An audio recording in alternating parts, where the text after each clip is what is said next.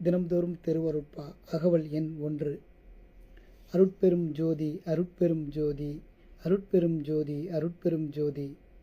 உலகிலே இதுவரை தோன்றிய மகான்களும் ஞானிகளும் கடவுளை பற்றி கூறியுள்ள விளக்கங்கள் ஏராளம் ஏராளம்.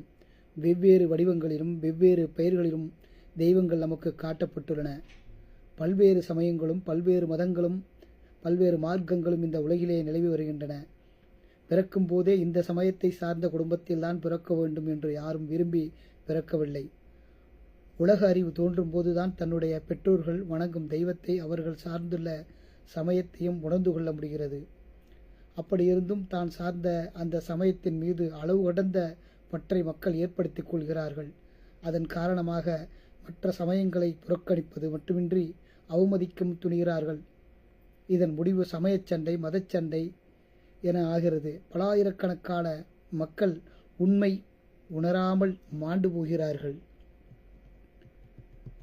முன்னால் தோன்றிய மகான்கள் எந்த அடிப்படையில் தெய்வ உருவங்களை கற்பனை செய்தார்கள் என்று திருவருட்பிரகாச வள்ளலார் ஆய்வு செய்து ஒரு பேருண்மையை கண்டார்.